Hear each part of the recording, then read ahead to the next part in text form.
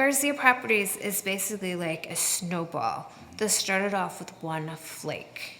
And I will say that the flake, sorry to call him that, would be Ivan Garcia. I was born in Los Angeles, and we were there till I was about 6. And then we moved to just outside of DeKalb, Illinois. And there was 5 of us inside, eventually 7. So our parents had no disposable income, and we weren't hungry. They took care of us, we had clothes, but like anything like fun was on us. And so we would like sell night crawlers, golf balls, paper routes. Like if it snowed, we were up at the crack of dawn shoveling, doing yard work, whatever we could do to make money. We were doing it, we were hustling. So while Ivan was breaking into golf courses, I had my own hustle going. I started making jewelry when I was roughly 13-ish as an escape for my teenage angst. And I made so much of it that I eventually had to start selling this stuff just to get it out of my parents' house. Basically every weekend, if there was a craft festival or an art fair, I was there. We had a mail order catalog, and I even had a website, which was pretty hot stuff in 1991. So I remember showing up to Carbondale to go to school at SIUC. And I arrive at town, I need an apartment. And so I go to this property management company, and they're like, here's our list of properties. And they are just shitholes. And I'm like getting desperate. And I'm driving down West Walnut Street, and I see a little for rent sign. And here is this adorable little house, craftsman style bungalow. So I lived there for a year, and then the landlord wanted to move to Peru, so he left me in charge. And then the next year, Jennifer is looking at properties, totally disgusted, they're gross, is driving down West Walnut, and she sees the same sign. That was like the only way we were gonna meet, was that building bringing us together. So we got married, and then we moved to St. Louis. We were supposed to start chiropractic school. Found a little house in South City, literally the night before classes are gonna start. She's like, I pictured myself wearing one of those white doctor's coats. and I was like, all right, now what do we do? So we had these jobs that we really disliked. I was a secretary. I even sold contracts for floor mats. It was a Sunday, and we were visiting my parents, and Ivan went down the basement, and he was in this major funk. So he, for some reason, turned on this television in my parents' basement. And it's like, are you miserable? Do you want to make more money? Like, this is for you, this cash flow seminar. It's the answer to all your problems. I was somehow talked into signing up for this course that cost $7,000. We used like 8 credit cards, and we would get like a cash advance of $800 from this one and a cash advance of, it was pathetic. On day 2 of this class, I sunk into a Great Depression because I realized that we had spent $7,000, the money that we did not have, for a product that we were not going to be able to do anything with. After this thing finishes, she basically comes to me and says, hey, I can't do that.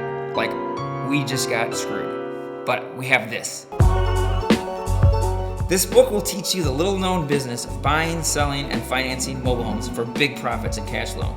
Vinyl, indoor-outdoor carpeting, caulking, shower stalls. Like, this guy left no rock unturned. At one point, I think we had 7 or 8 mobile homes. And again, we were still working our day jobs. But then one night, it was about 11 o'clock in the middle of the summer, and our doorbell rang. And there is one of the men that is leasing to own this mobile home, standing on our front porch, sweating profusely, holding a shotgun.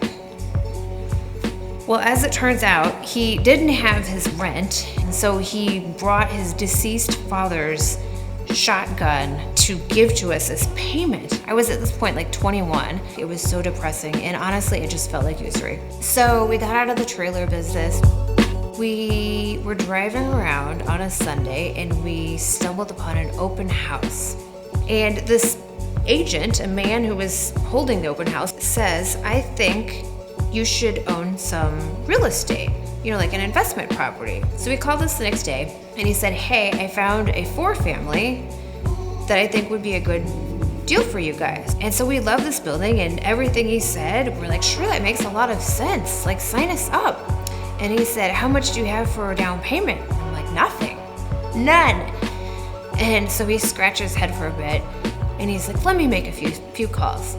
So this man called the owner of this 4-family, and he negotiated for these people who had owned this building for a long time and had long since paid it off to act as the bank for us. They took us under their wing and they taught us everything that they knew about real estate, what to do, what not to do, how to be a good landlord. So we would buy a building and we would remove all the disgusting carpet. Hardwood floors were like a new concept because everyone had just been carpeting. So these young whippersnappers came in and started removing carpet and refinishing hardwood floors. Hello. So at first it was like our whole world of what we could possibly help is like this 4-family. And I'm gonna work over here and I'm gonna buy a welder and fix this handrail. And then once we got beyond like just the physical labor where we were like, all right, now we can learn to finance things better. As we began to invest in St. Louis, we realized that the health of the region depends on the health of the city. If we're gonna be proud of the region, we need to be proud of the city. That's when we became obsessed with the idea of improving our neighborhood. And the beauty of it was that it wasn't just me, is that our whole family bought into that idea of like, we're gonna buy this one, not because it makes us money, but because it's the right thing to do.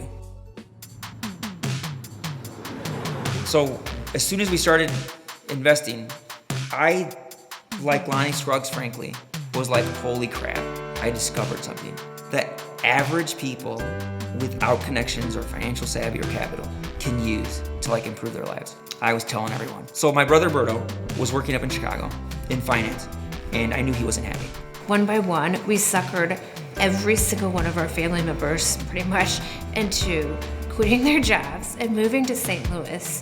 Basically, each member of our family took a part of the businesses and ran with it. And now we have Jennifer and I on Garcia Properties. My brother Johnny Miguel run Garcia Property Management. Berto and I lead the team at Garcia Construction and Development. And Berto runs Garcia Mortgage Team. And behind the scenes, Berto has been orchestrating all of the insurance, the countless mortgages, lots of complicated stuff that really is the glue that keeps this whole thing together. I've always made decisions on how my gut is feeling. So we don't have any kind of business plan, we don't have a motto, we don't have any of that. But the one thing we do is wake up, work our ass off, do right by people, go to bed, repeat. This neighborhood is our product. And to me, all of that is in service of our community. The people support us, they empower us, and then we, I feel, have a responsibility to give back to the community that empowers us. We're not extracting resources, we're the stewards of resources that then we can give back to the neighborhood.